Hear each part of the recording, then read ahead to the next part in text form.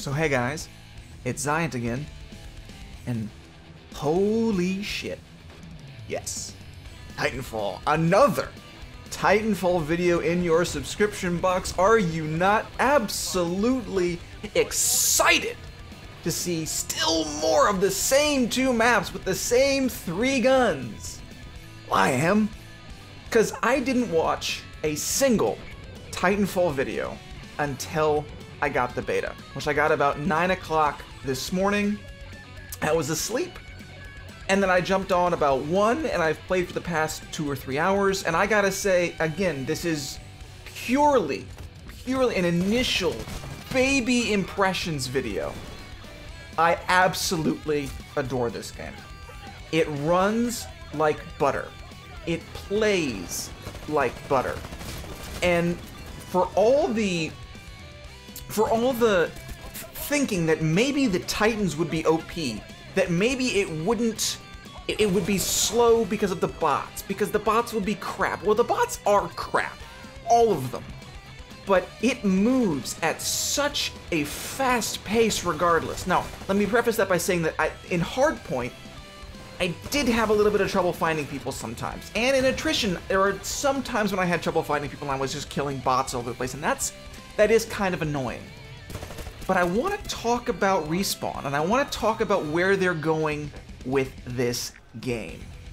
And I think for what we've seen, and the beta is just 2 maps, and it's just a couple different game modes. Attrition, Hardpoint, which is basically domination. Attrition is team deathmatch, if you didn't already know that from the 50 million people saying it to you. And there's one more, and then there's basically a mosh pit. Respawn is trying to bridge a gap.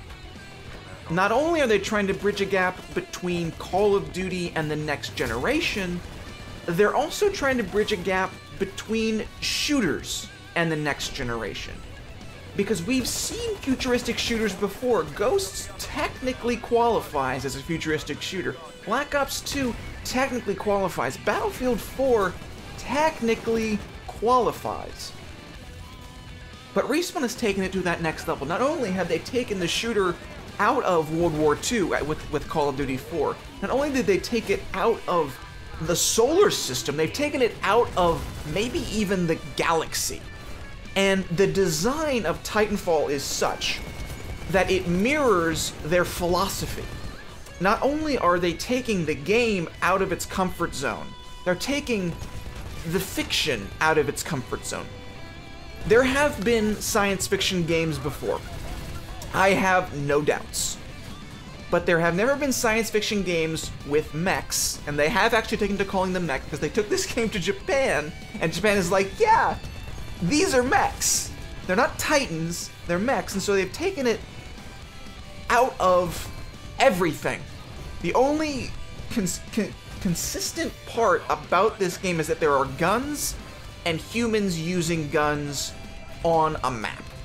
Everything else, for me, is very different. Yes, there are grenades and bullets and all that, but it's a sci-fi setting in maps that are medium to small for a Battlefield size, but perfect for this game. And I keep thinking about the maps as I go back and think about what I played. There's a flow to the maps, but it doesn't use the 3-lane style. There's a flow to the maps, but they're really big. There's a flow to the maps, but there's giant robots, tons of them on the map at one time. And more importantly, I am never at a want to see other players. There are only 5 other players on my team and 6 enemy players and about 20 bots. But I can spend maybe 30 seconds moving around the map and I will probably find another enemy human player. And for me, that's amazing. That they could design these maps in such a way that even though they're big, especially considering the pace of the game, and especially considering how many human players are, that I will never be at want for actual intelligent opposition. And more importantly still, I thought that the Titans would be mad OP. I thought that they would completely dominate the battle space. They don't. In fact, when I was playing Hardpoint, you may as well be on foot, because the Titans, more often than not, can't actually capture objectives. The objectives are in very enclosed spaces. You can't dominate the battlefield in a Titan. You're powerful, certainly, but you're not overpowered. And 3 or 4 pilots on the ground concentrating on a single Titan will take it out. 2-on-1 Titan fights, again, they're winnable in one Titan if you're really, really good and if you're using the proper setups.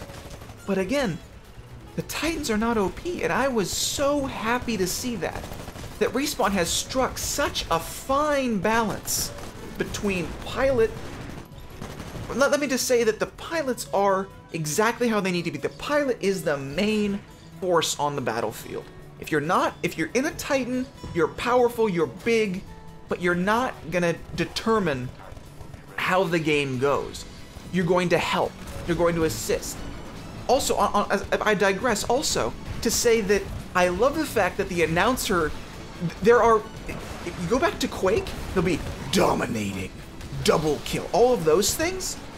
They've brought that back. If you get a headshot, he'll say, "Oh, that's gonna leave a mark."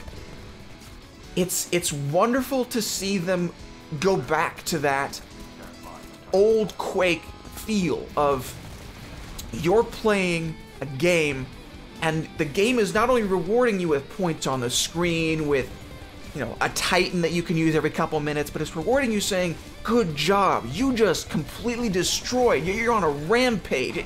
These words are in there. Respawn remembers what it means to be an arcade shooter. And I love that. I love that they've remembered, that they've not tried to be a studio that they aren't.